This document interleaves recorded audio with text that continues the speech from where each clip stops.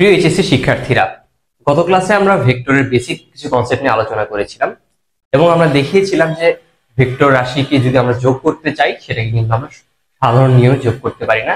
এই জন্য আমাদেরকে অন্য ভেক্টর ফর্মুলার সাহায্য নিতে হয়।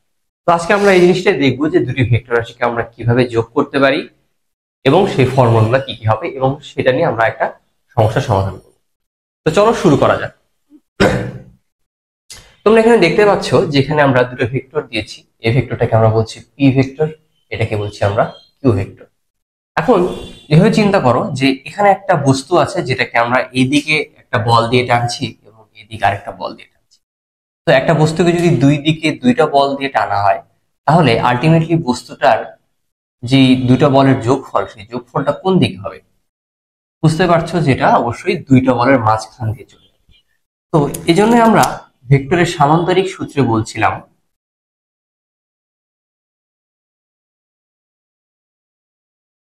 যে দুইটি ভেক্টরের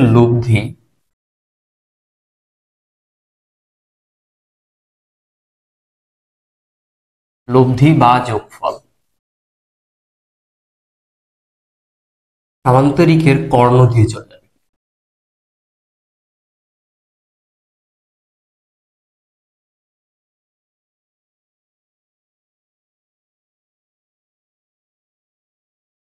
অর্থাৎ এখানে যদি পি এবং কিউ দুইটা আলাদা ভেক্টর হয় তাহলে এই দুটোর যোগফল হবে আমাদের পি প্লাস কিউ, যেটাকে আমরা বলি আর, এবং এই আর ভেক্টরটার নামই আমরা দিয়েছি লব্ধি ভেক্টর, বা ইংলিশে এটাকে বলে রেজাল্টেন্ট।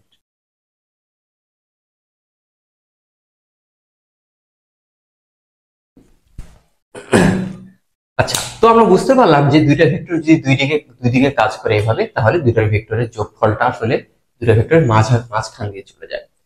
তো এবার আমরা দেখবো হচ্ছে এই লব্ধি ভেক্টর যে আরটাকে আমরা লব্ধি ভেক্টর বলছি, সেই আর এর মান আমরা কিভাবে নির্ণয় করতে পারি। একটা ফর্মুলা আছে আমাদের আর এর মান নির্ণয় করার জন্য, সেটা হচ্ছে আর ইকুয়াল টু রুট ওভার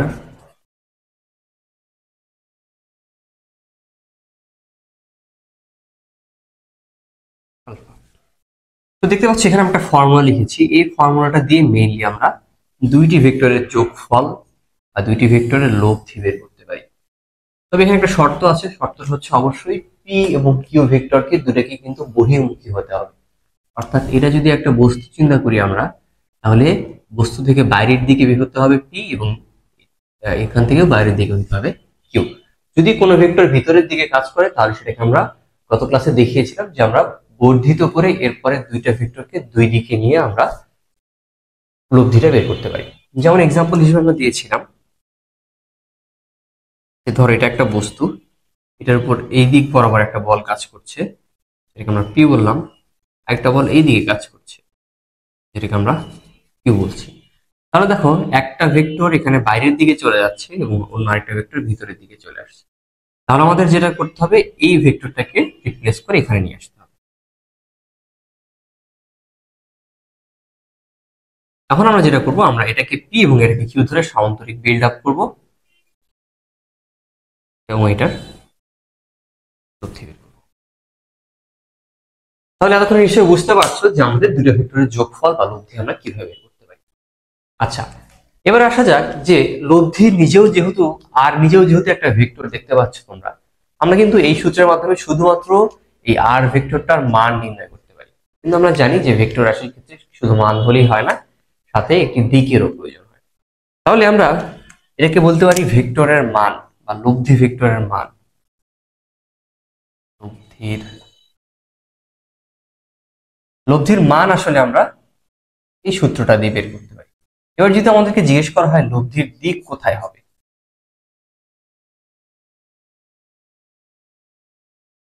সেক্ষেত্রে কিন্তু আমাদেরকে এই থিটা যে কোণটা, সেই কোণটা বের করতে হবে।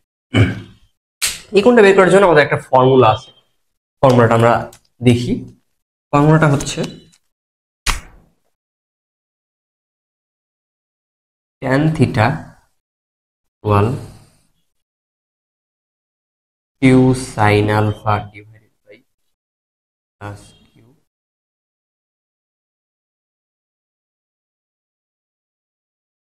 অর্থাৎ আমরা এই সূত্রের মাধ্যমে থিটার মানটা বের করতে পারবো এবং এই থিটার মানটাই হবে লব্ধির দিক। এখন এখানে উল্লেখ করার মতো একটি বিষয় আছে, এটা হচ্ছে তোমরা খেয়াল করো এখানে আলফা জিনিসটা, আলফা কিন্তু মনে রাখতে হবে আলফা কিন্তু অবশ্যই পি ও কিউ এর মধ্যবর্তী কোণ।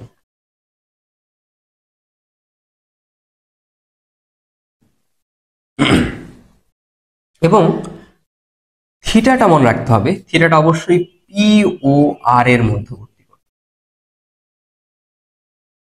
এবার একটু খেয়াল করো এদিকে, আমরা এটাকে পি বলছি, এটাকে কিউ বলছি, অর্থাৎ এই পি এবং কিউ এর মধ্যবর্তী কোণটাকে দেখো আমরা কালো কালি দিয়ে মার্ক করেছি আলফা, ঠিক আছে। এবং থিটাটাকে দেখো অবশ্যই কিন্তু আমাদের পি এবং আর এর মধ্যবর্তী, অর্থাৎ পি এটা এবং আর এটা তার মধ্যবর্তী কোণ, সবুজ কালি দিয়ে মার্ক করা আছে, হচ্ছে আমাদের থিটা। এখন পি কিউ এটা তোমার নিজেদের যেটা সুবিধা মনে হয় সেটাই ধরে নিতে পারবে। যেমন ধরো এই ক্ষেত্রে যদি আমরা বলি, এই ক্ষেত্রে এটাকে আমরা পি ধরলাম, এটাকে আমরা কিউ ধরলাম, দ্যাট মিনস আমাদের আলফা হবে হচ্ছে পি এবং কিউ এর মধ্যবর্তী, অর্থাৎ পি কিউ এর মধ্যবর্তী কোণ, এটা হবে হচ্ছে আমাদের আলফা। এবং আমাদের থিটাটা হবে দেখো পি এবং আর, অর্থাৎ এটা যদি আমাদের আর হয় তাহলে পি এবং আর এর মধ্যবর্তী কোণ। তুমি যদি পি এটাকে ইউজ না করে এটাকে ইউজ করতে তাহলেও কিন্তু আমরা একই জিনিস ইউজ করতে পারতাম। যেমন ধরো আমরা পি এটাকে বলছি আর কিউ বলছি এটাকে, তাহলে সেক্ষেত্রে আমাদের লব্ধি যদি মাঝখান দিয়ে যায় তখন আমাদের আলফা হবে কিন্তু আগের মতোই পুরোটা, এবং থিটা হবে কিন্তু আবার এখানে হবে না, থিটাটা তখন চলে আসবে পি এর সাথে। তো অলওয়েজ মনে রাখবা থিটাটা কিন্তু অলওয়েজ পি এর সাথে হবে, কিউ এর সাথে হবে না। তো আশা করছি বুঝতে পেরেছো তোমরা যে আমরা ভেক্টরের মান ও দিক কিভাবে নির্ণয় করতে পারি। যেই কনসেপ্টটা আমরা দেখিয়েছি লব্ধি বের করার জন্য, সেটার উপরে আমরা একটা সমস্যার সমাধান করবো। তো সমস্যাটি তোমরা দেখতে পাচ্ছ যে বলা আছে স্রোত না থাকলে একজন সাঁতারু 4 কিলোমিটার/আওয়ার বেগে সাঁতার কাটতে পারে। অর্থাৎ এখানে সাঁতারু কতটুকু বেগে সাঁতার কাটতে পারবে সর্বোচ্চ সেটা বলা আছে। সাথে বলা আছে 2 কিলোমিটার/আওয়ার বেগে সরল রেখা বরাবর প্রবাহিত একটি নদীর এপার থেকে ওপারের বিন্দুতে যেতে হলে সাঁতারুকে কোন দিকে সাঁতার কাটতে হবে। আচ্ছা, তাহলে প্রশ্নটাকে আমরা একটু বোঝার চেষ্টা করি যে কি বলা হয়েছে। মেইনলি এখানে প্রথমে যেটা বলা হয়েছে যে সাঁতারুর সর্বোচ্চ গতিসীমা কত, অর্থাৎ সাঁতারু 4 কিলোমিটার/আওয়ার বেগে কিন্তু সর্বোচ্চ এই বেগে সে সাঁতার কাটতে পারবে। এবং বলা আছে কি যে নদীতে স্রোত রয়েছে, যে স্রোতের বেগ বলা আছে 2 কিলোমিটার/আওয়ার। তাহলে আমরা প্রথমে যেটা করবো সেটা হচ্ছে আমরা একটা ফিগার এখানে এঁকে নেওয়ার চেষ্টা করব। সাঁতারুর বেগ দেখাবো আমরা ফিগারের মধ্যে এবং সাথে নদীর স্রোতের বেগটাও দেখাবো। তো আসলে শুরু করি আমরা।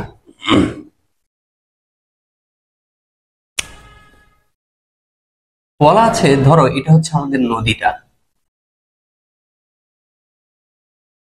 এবং এখানে বলা আছে যে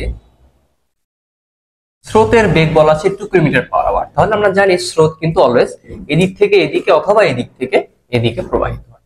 তো যে কোনো একটা ডিরেকশন আমরা নিলাম, ধরো আমরা এদিকেই নিলাম, এটা হচ্ছে স্রোতের বেগ। স্রোত এর বেগটা দেওয়া আছে কত এখানে 2 কিলোমিটার/আওয়ার। আচ্ছা, এখন বলা আছে কি যে নদীর ওপারের ঠিক বিপরীত বিন্দুতে, অর্থাৎ সে যদি এই বিন্দু থেকে স্টার্ট করে তাহলে তার লক্ষ্য থাকবে এটার ঠিক অপোজিট বিন্দু যেটা আছে এইখানে, সেই বিন্দুতে পৌঁছানো। অর্থাৎ এটাকে যদি আমরা এ বলি তাহলে তাকে একদম ডিরেক্ট বি বিন্দুতে পৌঁছাতে হবে।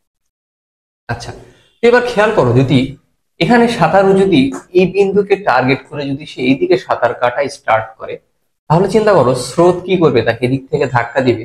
ফলে এটা যদি সাঁতারুর বেগ হয় আর স্রোত যদি এদিক থেকে আসে, তাহলে বুঝতেই পারছো যে সে আসলে এই বি বিন্দুতে না পৌঁছে একটু সরে যাবে, অর্থাৎ এই বিন্দু বরাবর পৌঁছাবে। জিনিসটাকে আমি আবার একটু ভালো করে বোঝানোর চেষ্টা করি। ধরো যদি স্রোত না থাকতো তাহলে সাঁতারু এখান থেকে এখানে কিন্তু সোজা যদি সে স্টার্ট করতো তাহলে কিন্তু সে সোজা চলে যেত, কারণ এদিকে কোনো স্রোত তাকে ধাক্কা দিয়ে সরাই দিবে না।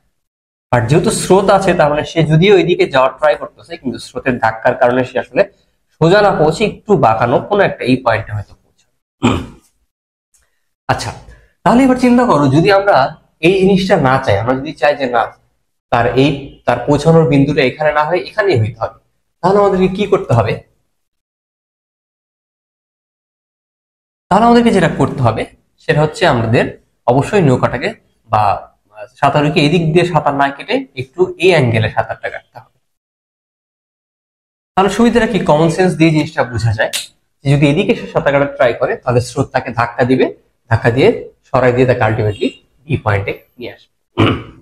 আশা করছি তোমরা কনসেপ্টটা ধরতে পেরেছো যে যখনই আমাদেরকে বলবে বিপরীত বিন্দুতে পৌঁছাতে হবে তখনই মনে রাখতে হবে যে স্রোত যদি এদিক থেকে আসে তাহলে অবশ্যই এই দিকে সাঁতার কাটতে হবে যাতে করে স্রোতের ধাক্কার ফলে সে সোজাসুজি অপর বিন্দুতে পৌঁছাতে পারে। আচ্ছা, এখন তাহলে আমরা এই বরাবর যদি সে সাঁতার কাটে তাহলে এটার বেগ আমাদেরকে দেওয়া আছে, সাঁতারু বেগ আমাদেরকে বলা আছে 4 কিলোমিটার পার আওয়ার। তাহলে আমরা যেটা করবো সেটা হচ্ছে আমরা এই দুটো ভেক্টরকে নিয়ে কাজ করব। অর্থাৎ স্রোতের বেগটাকে আমরা পি ভেক্টর ধরে নিতে পারি আর সাঁতারুর বেগটাকে আমরা কিউ ভেক্টর ধরে নিতে পারি। এবং তোমরা বুঝতেই পারছো যে যদি স্রোতের দিকে যায় আর সাঁতারের দিকে যায় তাহলে দুইটা লব্ধি ভেক্টরটা কোন দিকে হবে? আমরা একটা সমান্তরিকের মাধ্যমে দেখাতে পারি যে লব্ধি ভেক্টরটা কিন্তু অবশ্যই সোজা হতে হবে। তোমাদেরকে মনে রাখতে হবে যে আলটিমেটলি আসলে সাঁতারু কোন দিকে যাচ্ছে এটা তার বেগ নির্ধারণ করতেছে না, তার বেগ নির্ধারণ করতেছে হচ্ছে সাঁতারু এবং স্রোত দুইটা মিলে সে কোন দিকে যেতে পারতেছে, অর্থাৎ লব্ধি ভেক্টরটা। আমরা একটা জিনিস লিখে দিই এখানে যে দুটি ভেক্টরের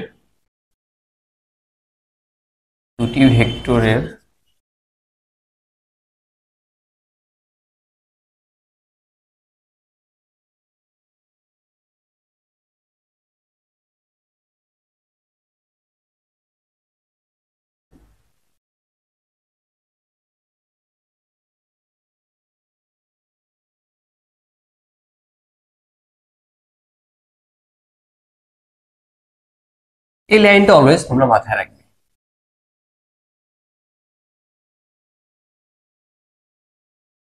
অর্থাৎ আমাদের এখানকার ফোকাল পয়েন্টটা হচ্ছে কি, আমাদেরকে মনে রাখতে হবে লব্ধিটা কোন দিকে। আমাদের লব্ধি যদি এদিকে হইতো তাহলে বস্তুটা কিন্তু এদিকে যাওয়া, সাঁতারও কিন্তু এদিকে চলে যেত। ঠিক আছে, তাহলে চিন্তা করো যেহেতু আমাদেরকে এখান থেকে এই সহজ সোজা বিপরীত বিন্দুতে পৌঁছাতে হবে তার মানে কিন্তু আমাদের লব্ধিটা এরকম সোজা এ থেকে বি এর দিকে যেতে হবে। অর্থাৎ এইটাকে আমরা বলতে পারি হচ্ছে আর ভেক্টর। ওকে ফাইন, তাহলে দেখো এবার আমাদের কাজ হচ্ছে কি কি দেওয়া আছে আমরা একটু জিনিসটা নোট করি।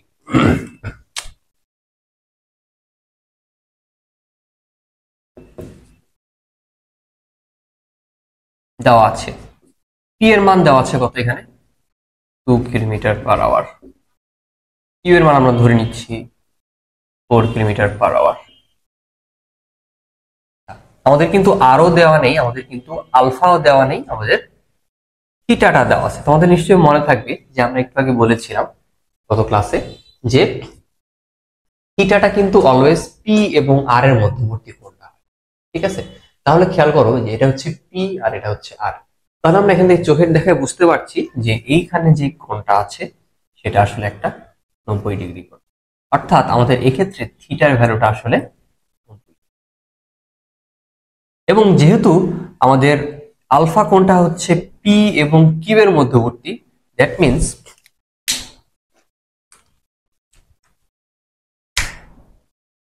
এই পুরো কোণটা হবে আমাদের।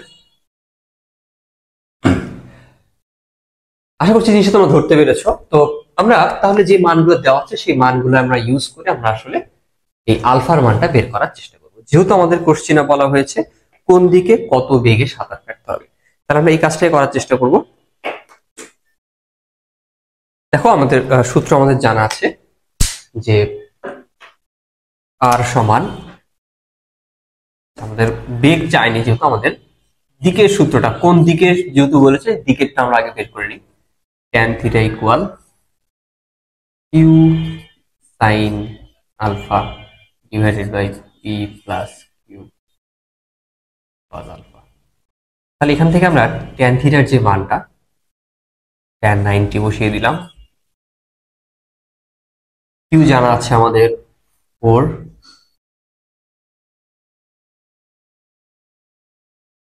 আর পি এর মান জানা আছে 2।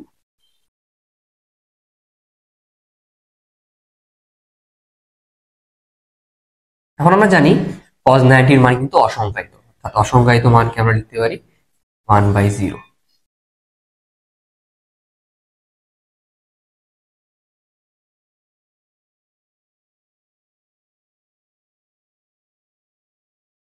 এখান থেকে আমরা যদি বজ্রগুণ করি উভয় পাশে, তাহলে আমরা যেটা পাই 2 + 4 cos alpha = 0, অর্থাৎ cos alpha = -2/4। That means alpha equal আসবে আমাদের 120 ডিগ্রি। অর্থাৎ মনে রাখতে হবে যে আমাদের এই যে অ্যাঙ্গেলটা আলফা, এটার মান হইতে হবে অবশ্যই 120 ডিগ্রি। অর্থাৎ তুমি যদি স্রোতের সাথে 120 ডিগ্রি করে সাঁতার কাটতে পারো, তাহলে কিন্তু তোমরা এখান থেকে সোজা বিপরীত বিন্দুতে পৌঁছাতে পারবে। তাহলে আমাদের উত্তরটা হবে যে স্রোতের সাথে 120 ডিগ্রি করে সাঁতার কাটতে হবে। আশা করছি তোমরা প্রবলেমটা বুঝতে পেরেছো। ধন্যবাদ সবাইকে।